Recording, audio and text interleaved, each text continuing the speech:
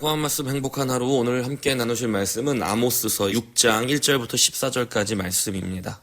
화 있을진저 시온에서 교만한 자와 사마리아 산에서 마음이 든든한 자 곧 백성들의 머리인 지도자들이여 이스라엘 집이 그들을 따르는도다.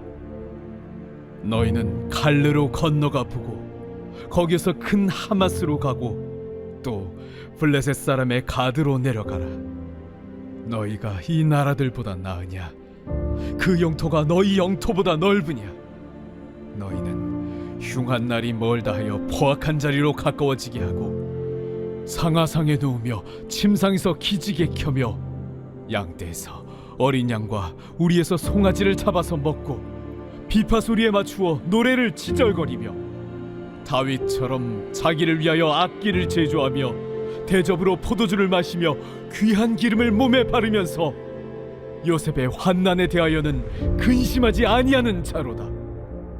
그러므로 그들이 이제는 사로잡히는 자 중에 앞서 사로잡히리니 기지개 켜는 자의 떠드는 소리가 그치리라. 만군의 하나님 여호와의 말씀이니라. 주 여호와가 당신을 두고 맹세하셨노라. 내가 야곱의 영광을 싫어하며 그 궁궐들을 미워하므로 이 성읍과 거기에 가득한 것을 원수에게 넘기리라 하셨느니라. 한 집에 10사람이 남는다 하여도 다 죽을 것이라. 죽은 사람의 친척 곧 그 시체를 불사를 자가 그 뼈를 집 밖으로 가져갈 때에 그 집 깊숙한 곳에 있는 자에게 묻기를 아직 더 있느냐 하면 대답하기를 없다 하리니 그가 또 말하기를 잠잠하라. 우리가 여호와의 이름을 부르지 못할 것이라 하리라. 보라, 여호와께서 명령하심으로 타격을 받아 큰 집은 갈라지고 작은 집은 터지리라. 말들이 어찌 바위 위에서 달리겠으며 소가 어찌 거기서 밭 깔겠느냐. 그런데 너희는 정의를 쓸개로 바꾸며 공의의 열매를 쓴 쑥으로 바꾸며 험한 것을 기뻐하며 이르기를 우리는 우리의 힘으로 뿔들을 취하지 아니하였느냐 하는도다. 만군의 하나님 여호와의 말씀이니라. 이스라엘 족속아, 내가 한 나라를 일으켜 너희를 치리니 그들이 하맛 어귀에서부터 아라바 시내까지 너희를 학대하리라 하셨느니라. 오늘 본문을 시작하는 말 화 있을진저는 히브리어 호이라는 말을 번역한 것입니다. 호이란 죽은 자를 위한 애곡의 소리로서 직업적인 울음꾼들의 소리, 곡하는 소리입니다. 슬프도다, 아 슬프다 등으로 번역이 됩니다. 그래서 오늘 본문은 마치 장례식장에서 곡소리 내며 슬프게 내뱉어야 하는 말들과도 같습니다. 누구를 향하는 곡소리일까요? 바로 유다와 이스라엘의 지도자들을 향한 곡소리입니다. 오늘 본문을 세 번역으로 보면 이렇게 나옵니다. 너희는 망한다. 시온이 안전하다고 생각하고 거기에서 사는 자들아. 사마리아의 요새만 믿고서 안심하고 사는 자들아. 이스라엘 가문이 의지하는 으뜸가는 나라 이스라엘의 고귀한 지도자들아. 곡소리를 듣는 자들은 시온과 사마리아가 안전한 요새라고 믿으며 번영과 풍요로움을 누리고 있던 교만한 지도자들입니다. 그들을 향한 아모스 선지자의 경고는 한때 위세를 떨치던 주변 국가들의 현재 모습을 통해 주어집니다. 너희는 갈레로 건너가 보고 거기에서 큰 하맛으로 가고 또 블레셋 사람의 가드로 내려가라. 너희가 이 나라들보다 나으냐? 그 영토가 너희 영토보다 넓으냐? 여기 언급된 도시들은 한때 크게 번성하였으나 전부 무너진 곳들이었습니다. 그들을 가리키며 봐라, 너희가 저들보다 크냐? 너희가 저들보다 더 대단하냐? 너희보다 더 큰 저 나라들도 다 망했다. 그러니 안심하지 말라는 것입니다. 두려워하라는 경고입니다. 본문의 3절을 세 번역으로 보면 이렇게 나옵니다. 너희는 재난이 닥쳐올 날을 피하려고 하면서도 너희가 하는 일은 오히려 폭력의 날을 가까이 불러들이고 있다. 하지만 그들은 두려움이 없기 때문에 어리석게도 닥쳐올 재난을 피하려고 하면서 거꾸로 재난과 가까운 곳을 향해 달려갑니다.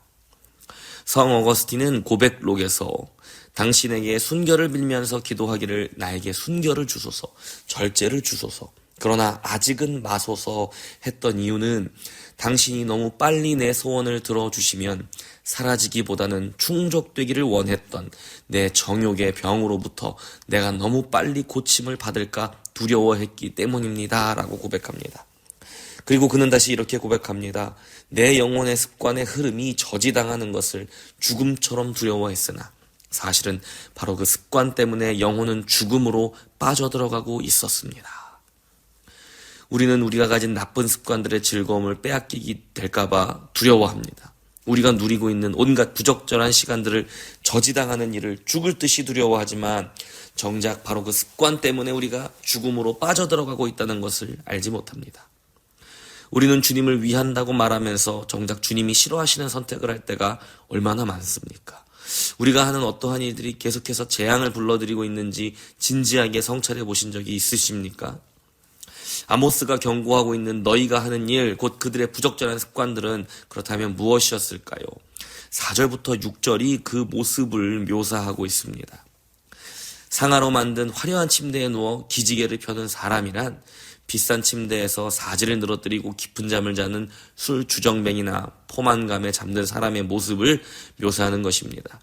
호화로운 자리에서 산의 진미를 먹고 마시며 춤추고 노래를 부르다가 늘어지게 자는 사람의 모습입니다. 그들은 또한 귀한 기름을 몸에 바르면서 고급 에스테틱 서비스를 받고 있었습니다. 그럴 수도 있지요. 맛있는 음식을 먹고 때로는 마시고 포만감에 취해 늘어지게 잠을 자고 휴일이면 에스테틱 관리를 받으며 지치고 수고한 나에게 선물을 주는 것을 잘못되었다고 할 수는 없을 겁니다. 그들의 잘못은 그들이 단지 호화롭게 혹은 사치스럽게 생활한 것만이 아닙니다. 자신들은 그런 삶을 살면서 정작 백성들의 삶, 자기 동족들의 삶에 대해서는 외면하고 있다는 것이 그들이 저지른 진짜 잘못, 진짜 문제였습니다. 6절입니다. 대접으로 포도주를 마시며 귀한 기름을 몸에 바르면서 요셉의 환난에 대하여는 근심하지 아니하는 자로다. 여기서 말하는 요셉은 이스라엘 백성들을 지칭하는 말입니다. 이스라엘의 지도자들은 사치스럽고 호화로운 삶을 누리면서 정작 자신들이 돌봐야 하고 지켜야 하는 백성들의 삶은 전혀 돌아보지 않았습니다. 백성들이 당하는 환난에 대해서는 전혀 공감하지 못하고 함께 걱정해주지 않았습니다. 그러므로 그들이 이제는 사로잡히는 자 중에 앞서 사로잡히리니 기지개 펴는 자의 떠드는 소리가 그치리라. 아모스는 가장 큰 영광을 누리던 사람들이 가장 먼저 심판을 받을 것이라고 경고합니다. 만군의 하나님 여호와의 말씀이니라. 주 여호와가 당신을 두고 맹세하였노라. 내가 야곱의 영광을 싫어하며 그 궁궐들을 미워함으로 이 성읍과 거기에 가득한 것을 원수에게 넘기리라 하셨느니라. 우리 삶의 어떤 부분이 하나님께 영광이 될까요? 종종 하나님이 싫어하시는 것이 하나님께 영광이 된다고 우기는 사람들이 있습니다. 하나님의 영광을 위하여 한다고 말하지만 정작 그 일이 누구의 영광을 드러내고 있습니까? 누가 그 일의 결과를 원하고 바라고 있습니까? 성경은 잠언과 이사야서 또 시편과 예언서의 말씀 곳곳에서 궁핍한 자를 위하여 옳고 의로운 일을 하는 것은 하나님께서 기뻐하시는 일이며 인간으로서 행할 수 있는 보석과도 같은 일이라고 말하고 있습니다. 아모스서에서 또 이미 말한 바와 같이 정의와 공의를 실천하는 일은 희생제물을 드리는 일이나 예배를 드리는 일보다 더 중요합니다. 특별히 법정과 같은 자리, 공공의 이익을 판결하는 자리, 그리고 그런 일을 주도하고 있는 자리에 서 있는 사람들에게는 더욱더 엄중하게 요구되는 부분입니다.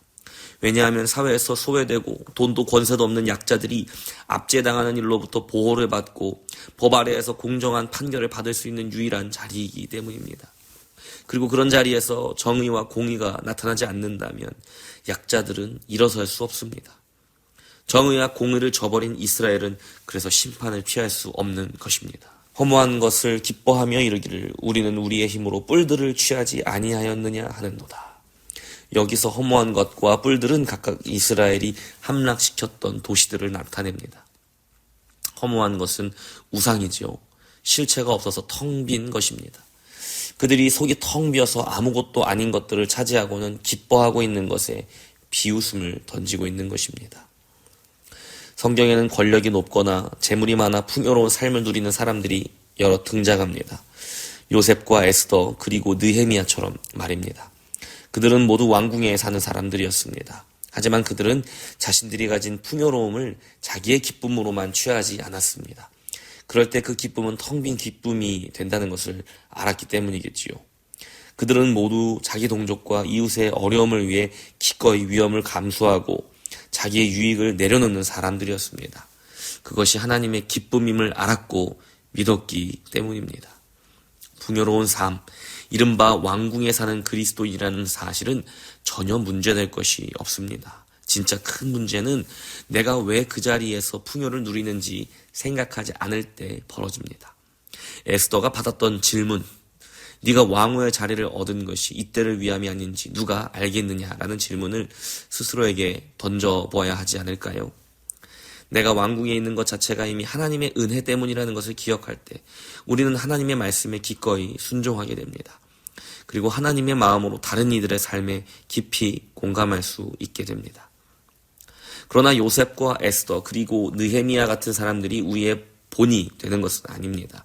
그들은 단지 이정표에 불과합니다. 바로 예수 그리스도로 향하는 이정표 말입니다. 우리의 목적지는 오직 예수입니다.